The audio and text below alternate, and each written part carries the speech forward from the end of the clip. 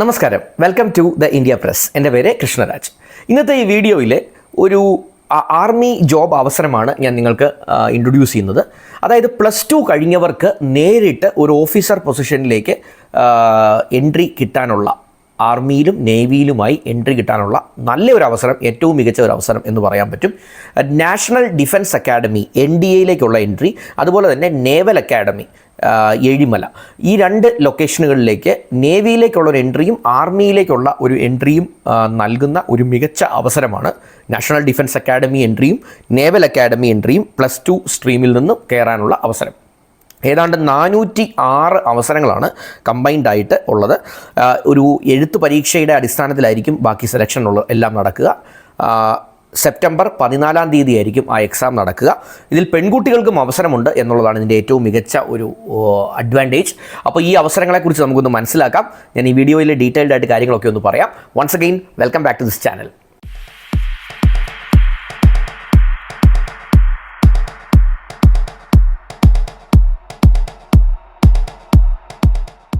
ആമുഖത്തിൽ ഞാൻ പറഞ്ഞതുപോലെ തന്നെ ഡിഫൻസ് മേഖലയിലേക്ക് +2 കഴിഞ്ഞ് ഒരു ഓഫീസർ തസ്തികയിലേക്ക് എൻട്രി നോക്കുന്നവർക്ക് ഉള്ള ഏറ്റവും നല്ല അവസരമാണ് നാഷണൽ ഡിഫൻസ് അക്കാഡമിയും നേവൽ അക്കാഡമി എൻട്രി.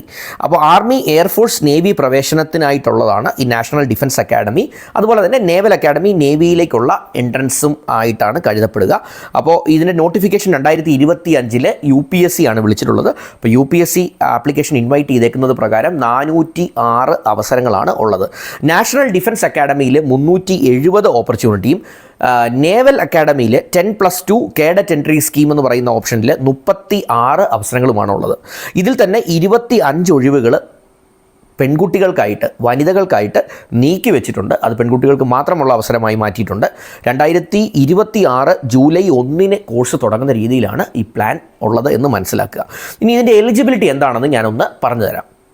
അതായത് +2 12ാം ക്ലാസ്സിൽ ഒരു ഈക്വലൻസി ജയം ഉണ്ടായിരിക്കണം, അല്ലെങ്കിൽ ഒരു ഈക്വലൻസി ഉണ്ടായിരിക്കണം. 12ാം ക്ലാസ്സിലെ ജയം അല്ലെങ്കിൽ തുല്യമായിട്ടുള്ള മറ്റേതെങ്കിലും യോഗ്യതയുള്ളവർക്ക് അപ്ലൈ ചെയ്യാം. നാഷണൽ ഡിഫൻസ് അക്കാഡമിയുടെ എയർഫോഴ്സ്, നേവി വിഭാഗത്തിലേക്കും നേവൽ അക്കാഡമിയിലേക്കുമുള്ള എൻട്രിയിൽ ഒരു കാര്യം പ്രത്യേകം ശ്രദ്ധിക്കുക. +2-ന് ഫിസിക്സ്, കെമിസ്ട്രി, മാത്തമാറ്റിക്സ് ഉൾപ്പെട്ട സബ്ജക്റ്റ് പഠിച്ചിരിക്കണം. അതിൽ നിങ്ങൾക്കൊരു വിജയമുണ്ടായിരിക്കണം എന്നുള്ള കാര്യം പ്രത്യേകം അവർ പറയുന്നുണ്ട്.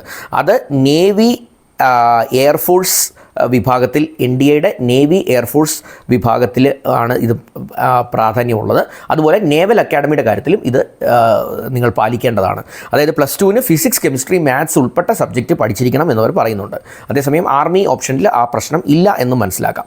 അപ്പോൾ +2-ന് ഇപ്പോൾ പഠിച്ചുകൊണ്ടിരിക്കുന്നവർ, അതായത് 2025-26 വർഷത്തിൽ +2-ൽ ഇപ്പോൾ സെക്കൻഡ് ഇയർ, അതായത് +2 ക്ലാസ്സിൽ പഠിച്ചുകൊണ്ടിരിക്കുന്നവർക്കും ഇതിന് അപ്ലൈ ചെയ്യാമെന്നുള്ളതാണ് ഇതിൻ്റെ ഒരു അഡ്വാൻറ്റേജ്. അപ്പോൾ ഇവർക്ക് ഇൻ്റർവ്യൂവിൻ്റെ സമയത്ത് +2 കംപ്ലീറ്റ് ചെയ്തതായിട്ടുള്ള ഡോക്യുമെൻറ്റ്സ് പ്രസൻറ്റ് ചെയ്താൽ മതി എന്നുള്ള കാര്യം പ്രത്യേകം ഒന്ന് ശ്രദ്ധിക്കുക. ഇനി ചില പ്രത്യേക ക്രൈറ്റീരിയ മീറ്റ് ചെയ്യണം, ചില പ്രത്യേക കാര്യങ്ങൾ മീറ്റ് ചെയ്യണം. അതിനകത്ത് ഒന്ന്, അപേക്ഷിക്കുന്ന സമയത്ത് അപേക്ഷിക്കുന്ന ആപ്ലിക്കൻറ്റുകൾ അവിവാഹിതരായിരിക്കണം എന്നുള്ളത് വ്യക്തമായി പറയുന്നുണ്ട്. അതുപോലെ തന്നെ ശാരീരിക ക്ഷമത, കായിക ക്ഷമതയൊക്കെ ഉണ്ടായിരിക്കണം. അതിനെക്കുറിച്ചുള്ള ഡീറ്റെയിൽസൊക്കെ നമ്മളുടെ നോട്ടിഫിക്കേഷനിൽ പറയുന്നുണ്ട്. ഞാൻ ആ ലിങ്ക് ഡിസ്ക്രിപ്ഷനിൽ ഇട്ടേക്കാം. ആ ലിങ്കിൽ കയറി അപ്ലൈ ചെയ്യുന്ന സമയത്ത് ആ നോട്ടിഫിക്കേഷൻ മുഴുവൻ ഒന്ന് വായിക്കുക.